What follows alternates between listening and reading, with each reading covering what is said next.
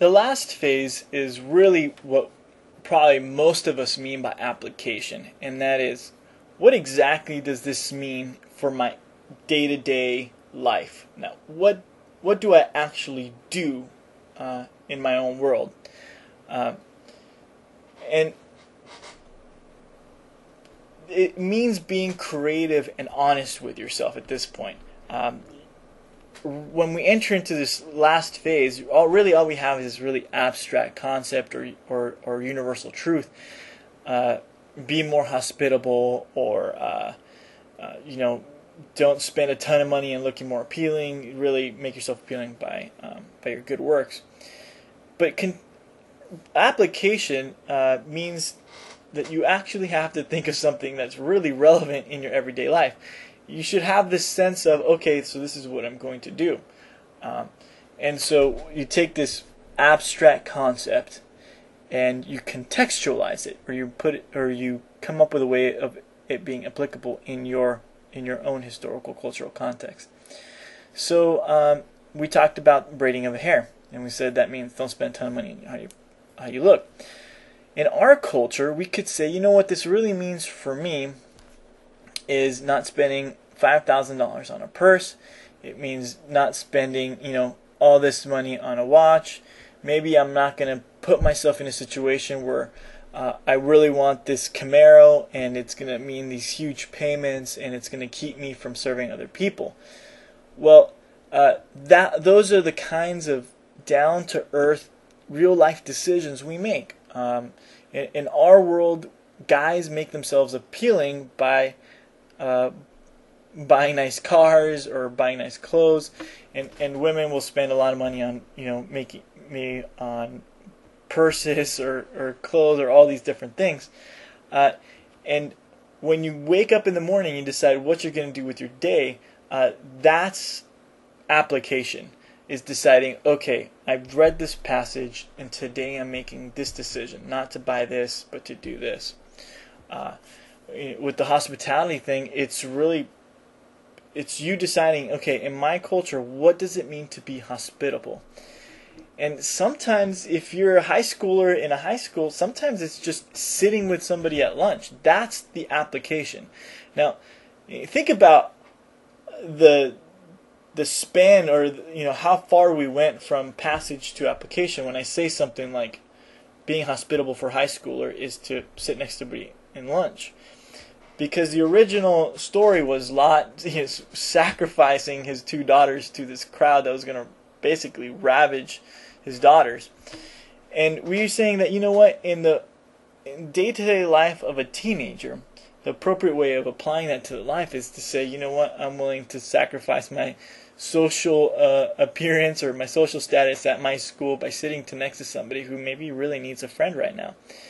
And that's the kind of sacrifice that in a teenager's life parallels what Lot exampled.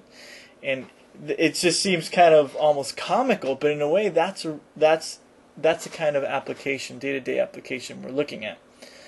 Now, I do want to kind of throw in a second question here, and as you can see here, I've got this or. Sometimes it's and or, but here's a second question. How can I incorporate this into my worldview in a way that changes me? Now, to be honest, when I think about application, I don't actually think about it as application. I think about it as incorporation into my worldview. I know that's kind of a really complicated way of saying it, but a lot of the Bible is really not so much about getting you to do things, even though I kind of just said that, but really it's to change how you view things and to change how you are. And because hospitality, like we just talked about this example of hospitality. To live out hospitality is more than just saying, okay, from now on I'm going to sit next to the dorky guys at school. It's deciding that you're going to incorporate into your worldview this idea of being self-sacrificial in your hospitality, or that your physical appearance, yes, you're going to look decent. You're going to take a shower and buy decent clothes and whatever, like the basics, but that you're really going to work on making yourself appealing through how you act and how you serve the world. It's having the same mind or in the mentality that the author intended. I think that's actually the more important step than just doing one thing or the other. It's becoming the kind of person that as your culture changes or your context changes, because you've adopted the principles that the Bible is teaching, the universal abstract principles into your own worldview, that as your situation changes, you'll naturally adapt to it and live it out in your everyday life. So essentially what I'm saying is this. You've got the braided hair thing. You decided what that really means is don't spend a ton of money on this. What you want to do is change your mind, change your priorities, so that when you go out, you almost don't even have to think about what to do or what not to do. You just naturally, because you've incorporated this worldview into your own paradigm, you're naturally going to act this out. You're going to move on, and that really is practicing righteousness. It's training yourself to be a certain thing, as opposed to just have this to-do list of what you're going to do in your everyday life. Now, the reason why I put this phrasing up here is because a lot of times some passages, especially when we look at the Old Testament, they're not really imperatives, and so God's not really telling us to do something. He's asking us to think of things a certain way. The how much we value God, for example. A lot of times, just the desire that God has for us to love Him isn't so much about us doing anything, as much as just changing our perception of how we value Him in a way that changes the way we act. And so you can't really pinpoint into activities. But as you're reading the Bible, you'll see the examples of various people doing different things.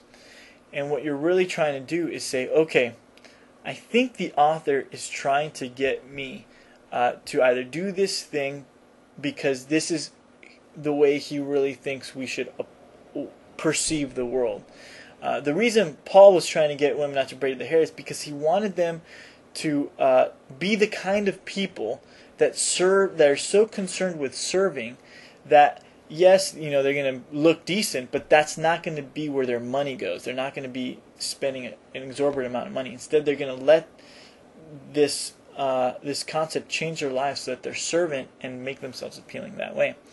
So my challenge to you is, we've talked about these three phases, that once you've understood it in its original context and you've restated it in an abstract, transcultural, universal principle that you can carry into any context, that you then incorporate it into your own worldview.